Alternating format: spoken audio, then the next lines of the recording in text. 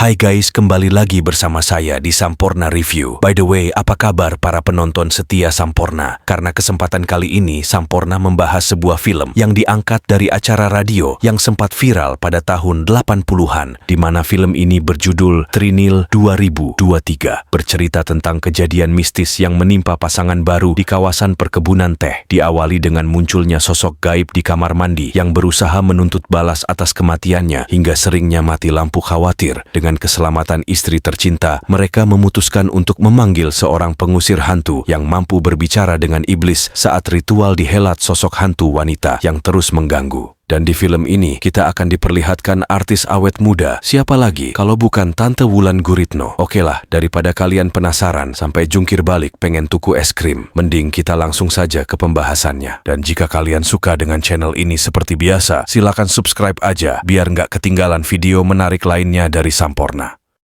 Suara pria di radio mengabarkan berita pelaksanaan pemilu yang diselenggarakan pada 2 Mei 1977 di seluruh penjuru negeri. Sambil mendengarkan siaran itu, 3 pemuda desa yang berjaga di ronda sibuk membicarakan kematian Sugi yang dianggap tidak wajar, meski pihak berwenang menutup kasus kematian Sugi dengan dugaan terkena serangan jantung. Tugas kerabat Sugi yakin betul bahwasanya Sugi tidak punya penyakit jantung. Kematian itu disebabkan oleh kejadian aneh di malam hari saat Sugi mengalami ketindihan. Tugas bercerita jika Sugi sempat melihat sang majikan Doro Ayu yang memakai gaun merah tepat di waktu maghrib. Doro Ayu sendiri adalah sebutan untuk sang pemilik perkebunan teh yang ada di desa mereka itu. Maman mencoba mengkonfirmasi jika Doro Ayu memiliki anak gadis bernama Non Rara. Saat Sugi mendekati Doro Ayu, wanita itu menghilang seperti hantu. Jalu, pekerja di kebun teh itu, tertawa karena selama puluhan tahun di sana, ia tidak pernah melihat hantu semacam itu. Tugas melanjutkan ceritanya. Di malam sebelum kematian Sugi, saat hendak tidur, pria itu mendengarkan lagu berjudul Kasih Merintih yang dinyanyikan oleh Siti Suryani. Tugas iseng menyanyikan lantunan lagu itu hingga membuat Maman semakin ketakutan. Tepat setelah lagu itu berhenti, Sugi mulai kejang-kejang dengan tangan menengadah ke atas. Pria yang kesakitan itu merintih memohon ampun pada sang Doro Ayu. Doro!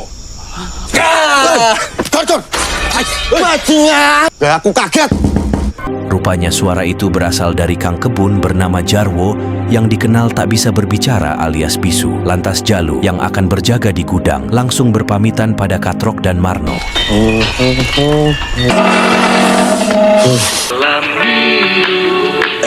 Oke sayangku.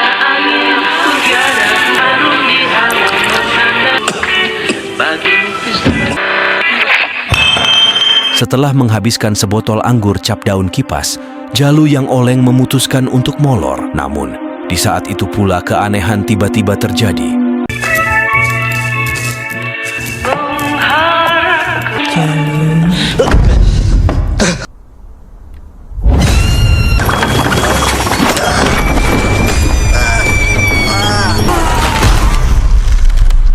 Malang sekali, si Jalu yang doyan mabuk pun modar sebelum dirinya bisa bertobat dan membanggakan anak istrinya.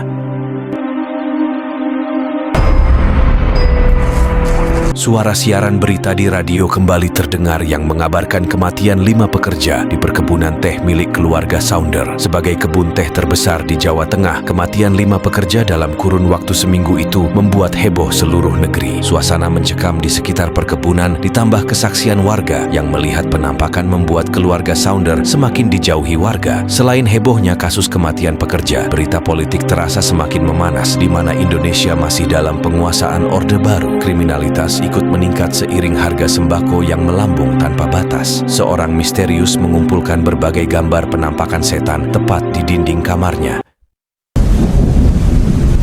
Singkat cerita, 3 bulan setelah insiden tersebut, scene beralih pada putri tunggal keluarga Sounder bernama Rara yang baru saja pulang berbulan madu bersama suaminya yang bernama Sutan. Amin. Di tengah derasnya hujan yang mengguyur perkebunan teh, Sutan yang termenung langsung panik saat melihat sosok wedon berdaster gaun merah ngejogrok di tengah kebun.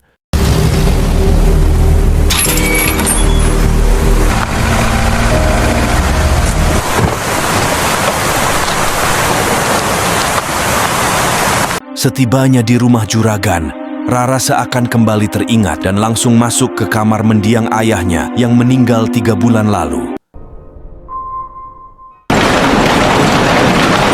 Di keesokan harinya, Rara pun mengunjungi pabrik setelah mendapat laporan dari si mandor tentang menurunnya hasil panen akibat cuaca yang ekstrem. Namun di saat itu pula, Rara terlihat ketakutan saat melihat salah satu ruangan pabrik.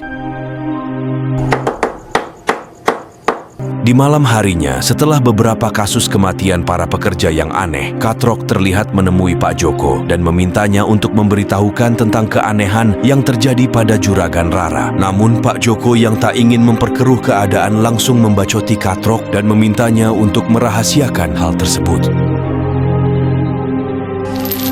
Saat Rara bersiap tidur, Sutan yang sempat melihat penampakan aneh di kebun mengungkapkan hal tersebut pada Rara. Namun Rara yang merasa Sutan halu tak menanggapi hal tersebut dan langsung mengajaknya bobok malam. Saat malam semakin gelap, Sutan yang terbangun langsung panik saat melihat Rara mengalami tindihan. Sadar, Rara. Rara. Pak Joko!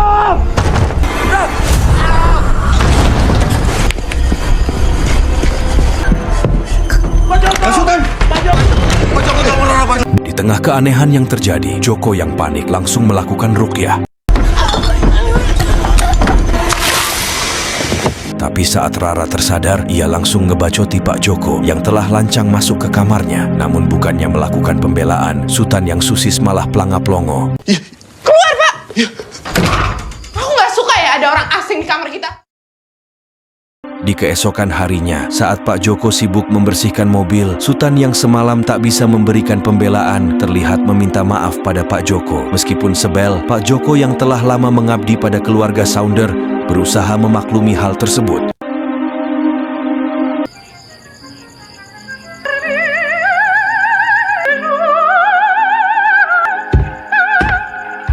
Singkat waktu, malam pun kembali gelap. Sutan yang sedang membaca komik Tatang ES tiba-tiba heran saat radio yang ia dengarkan tiba-tiba berganti saluran.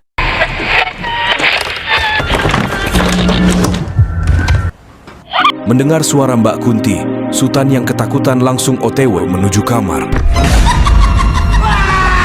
Sontak, Sutan pun syok parah saat melihat hantu kepala bermata saringan melayang di luar jendela.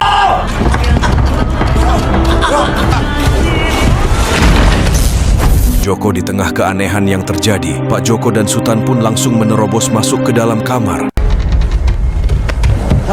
Ya Allah! Nak! Sina tuwalan daun!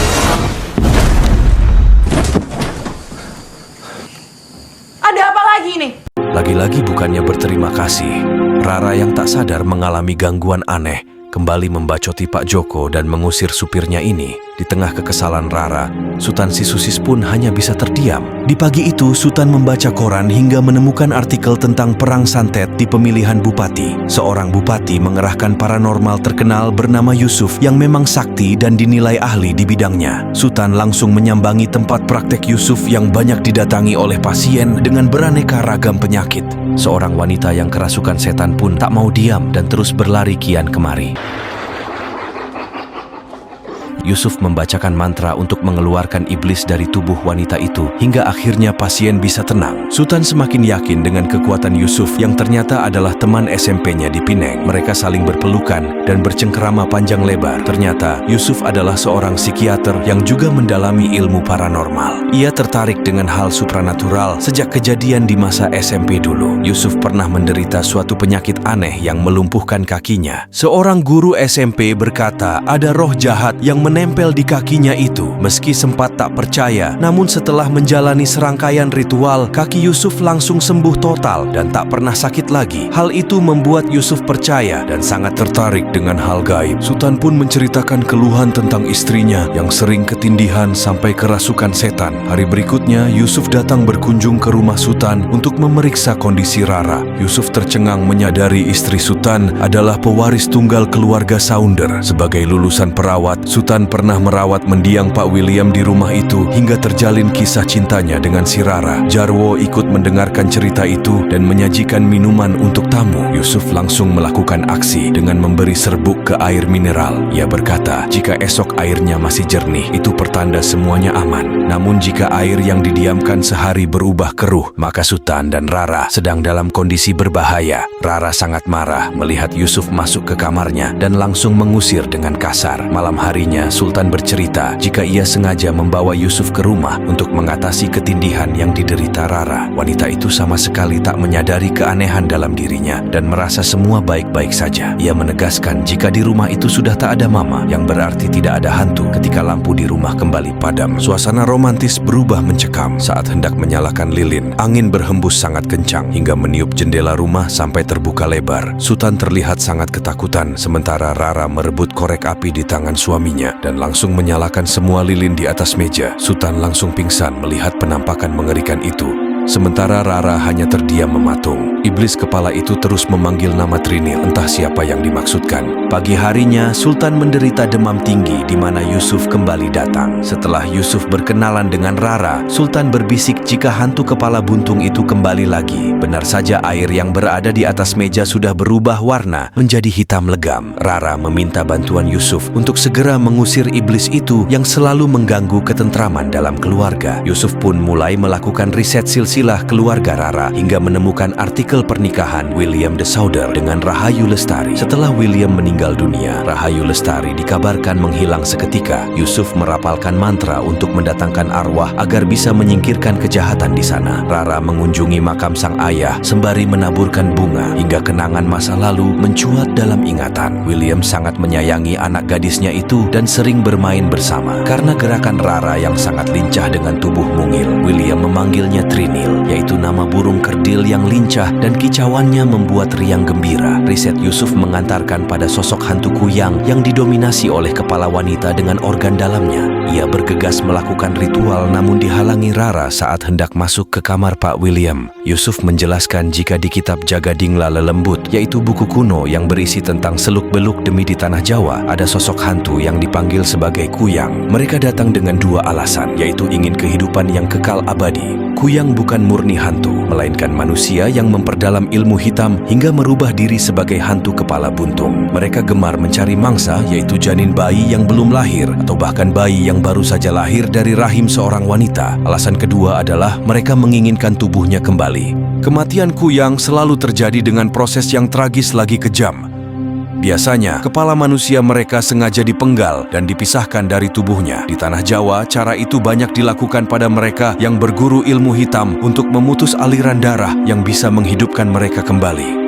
Yusuf yang berasal dari Malaysia berkata, jika hantu kuyang sangat mirip seperti penanggal. Rara mendesak Yusuf untuk segera mengusir hantu itu dan mengancam hendak menggantinya dengan dukun lain jika kelamaan. Yusuf yang kelaparan hendak membuka tudung saji di atas meja, namun Sultan terlihat sangat ketakutan hingga menjauh dari meja makan. Seketika itu, di tengah ketakutan, Rara dan Sultan pun mengungkapkan jika mereka akan segera menyiapkan syarat dari ritual yang akan Yusuf lakukan. Di keesokan harinya, Yusuf yang akan melanjutkan ritual pengusiran ditempatkan di bekas tempat kerja Pak William. Ini kamar tidur kau.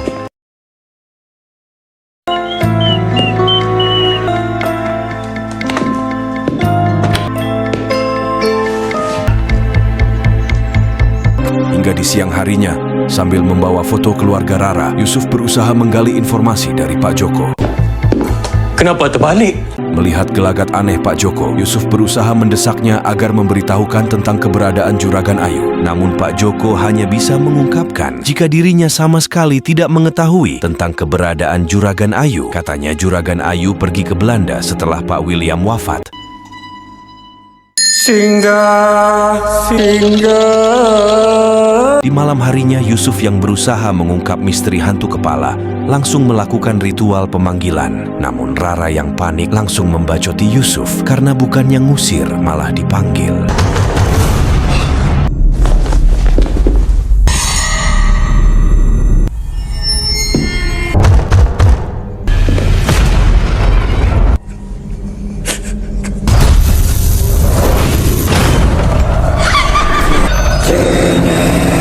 Saat hantu kepala si ibu muncul, ia terus berkata untuk Rara mengembalikan tubuhnya.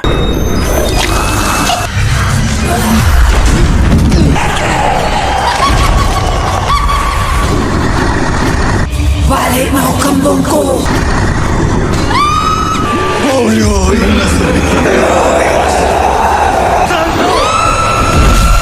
Untung saja berkat jurus kesambar geledek, untuk sementara waktu Yusuf bisa mengatasi teror hantu kepala juragan Ayu.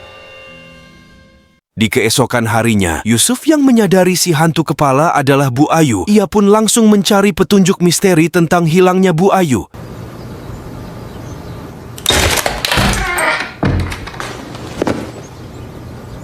Saat suasana rumah Rara sepi, Yusuf yang berhasil menerobos masuk ke dalam kamar Pak William merasa heran saat tak menemukan foto Bu Ayu yang terpajang di tempat tersebut. Hingga di tengah pencarian, Yusuf menemukan petunjuk tentang Trinil dari catatan di balik foto Pak William bersama Rara ketika masih bocil, di mana nama Trinil sebenarnya adalah nama kesayangan Rara ketika masih kecil. Di malam harinya, Rara yang mengecek ke dalam kamar si ayah pun panik saat melihat buku milik si ayah yang menghilang. Di keesokan harinya, saat Marno sedang menyortir daun teh, Sarjo mengungkapkan jika keanehan dan gagal panen yang mereka alami berkaitan dengan sebuah kutukan. Hingga tak lama berselang, Yatmo yang datang terlihat kebingungan saat mencari keberadaan Togar. Gar!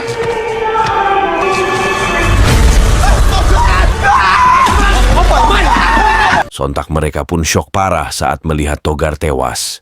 Sore itu, di hujan yang menderu, semua pekerja teh sounder memilih untuk angkat kaki dan berhenti kerja. Mereka mengenakan mantel berwarna merah sebagai tanda pemberontakan. Pak Joko dengan mantel biru mencoba menengahi dan membujuk para pekerja untuk setia pada majikan. Meski sudah berkata, jangan jadi kacang yang lupa kulitnya. Semua pekerja tetap undur diri karena takut mati.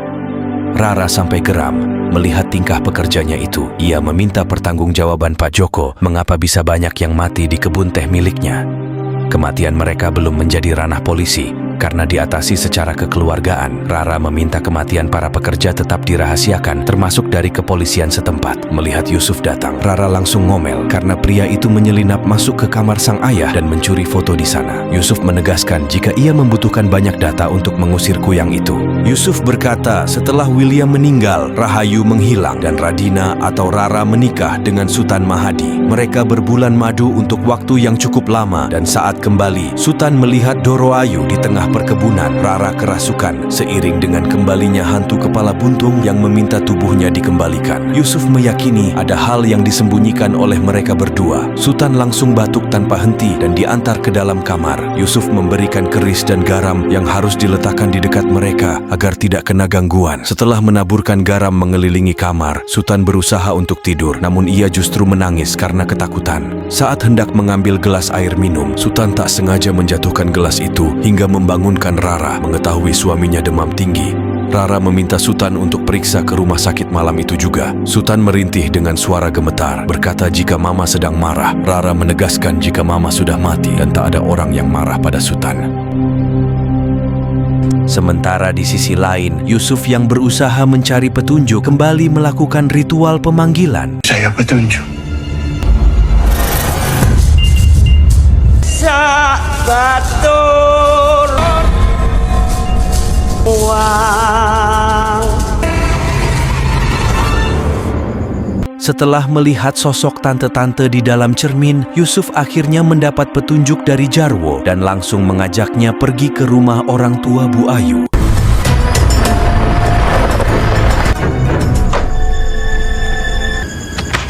Sesampainya di tempat tujuan, kedatangan mereka disambut Simae. Rupanya Simae yang Yusuf lihat merupakan sosok dari ibunya Juragan Ayu. Sementara itu, Sultan yang datang mencari Yusuf pun kaget saat melihat hasil penyidikan yang Yusuf lakukan.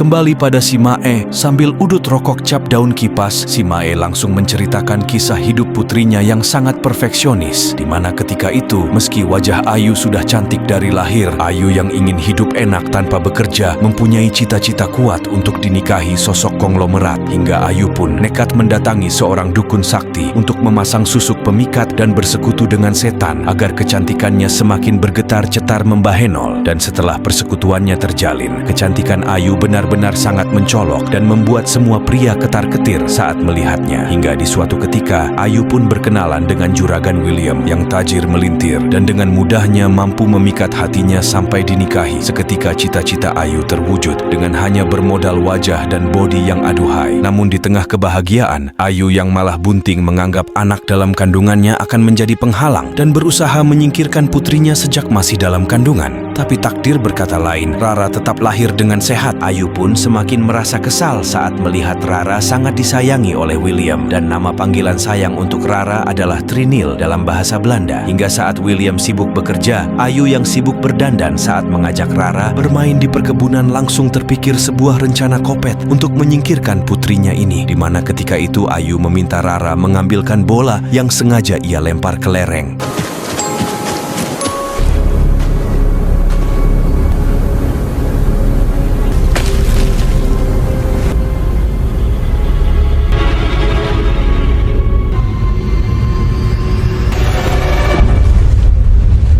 Tapi untungnya, Sugih yang datang berhasil menyelamatkan Ayu sebelum Rara beraksi menjadi kopet. Singkat cerita, saat Ayu beranjak dewasa, William memutuskan untuk mewariskan seluruh asetnya pada Rara, sang putri tunggal kesayangannya.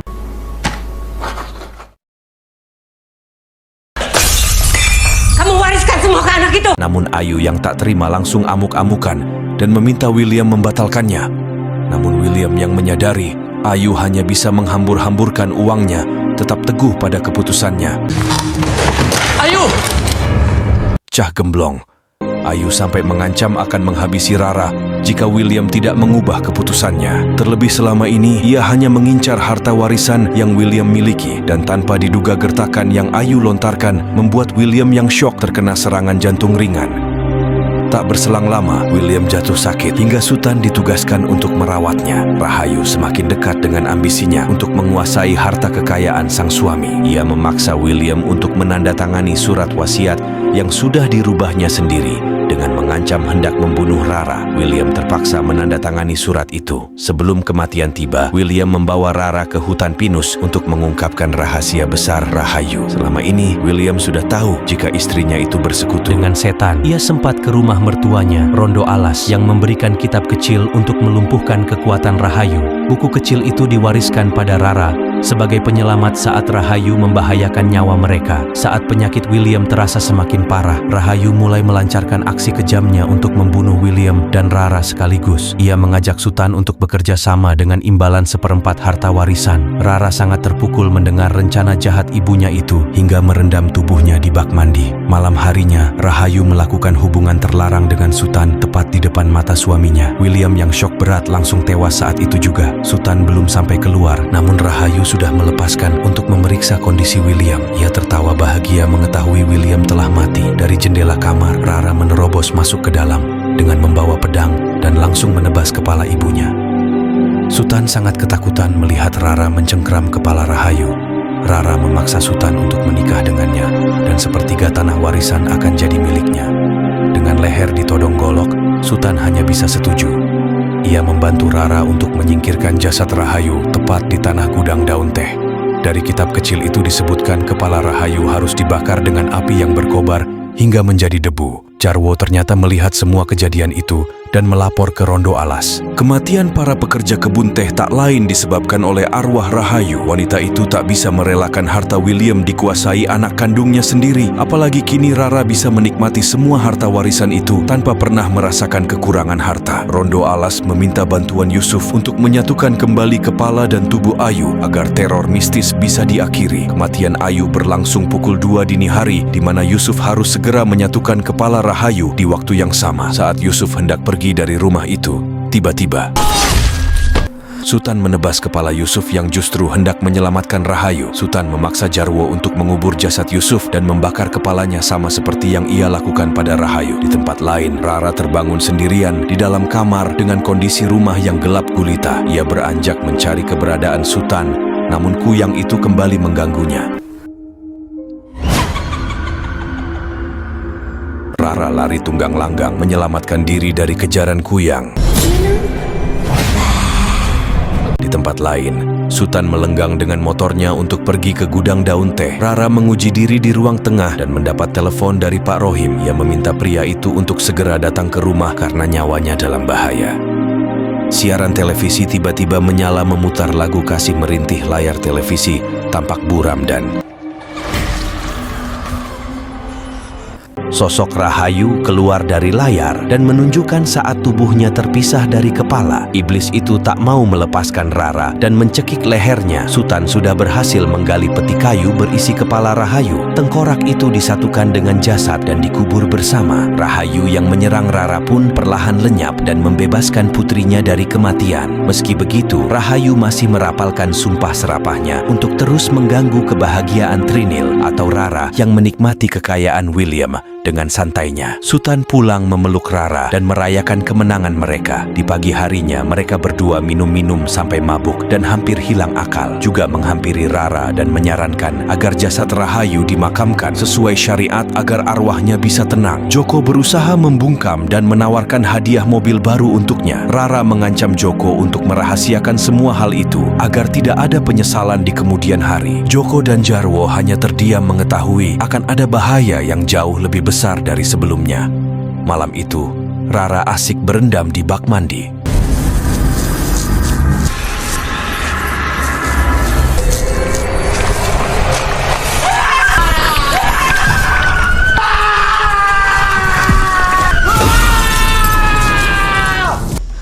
Mas Sutan!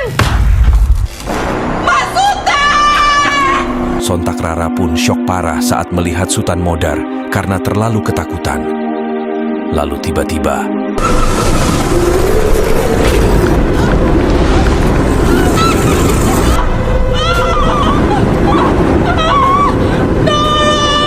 tanpa diduga setelah kepala dan badannya bersatu, sosok setan di jasad Ayu berusaha menghabisi Rara untuk selamanya.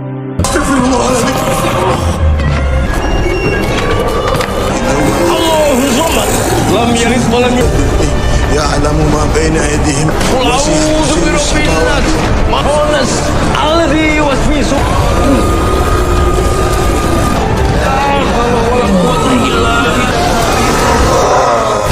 Akhirnya, berkat doa dan jurus tapak tangan dewa yang Ustadz lemparkan, mereka pun berhasil mengakhiri teror itu untuk selamanya. Hingga di keesokan harinya, Rara yang telah berdamai dengan keadaan akhirnya menguburkan jasad si ibu secara layak bersebelahan dengan makam berondong Sutan. Seusai pemakaman, Rara langsung diajak oleh 2 petugas ke Polsek untuk memberikan kesaksiannya tentang kematian Sutan. Namun di malam harinya, keanehan pun terjadi di kuburan Yusuf yang tidak dimakamkan secara layak. Apakah teror dedemit guru ini akan berlanjut? I don't know karena film pun selesai. Bagaimana menurut kalian? Mengerikan sekali bukan? Upaya Ayu untuk menguasai seluruh kekayaan William membuatnya rela melakukan segala cara untuk menghabisi suami dan putrinya. Akan tetapi, meskipun datang terlambat, Rara berhasil menghabisi si ibu dan menggagalkan rencana liciknya. Namun setelah insiden tersebut, teror mengerikan pun terjadi tanpa henti hingga Yusuf Geledek yang terlalu ikut campur turut dihabisi oleh Sutan. Hingga di akhir cerita, Ustadz dan para jemaat berhasil mengakhiri teror ini untuk selamanya. Namun di akhir cerita, Yusuf yang mengalami nasib tragis kembali bangkit untuk menuntaskan dendamnya.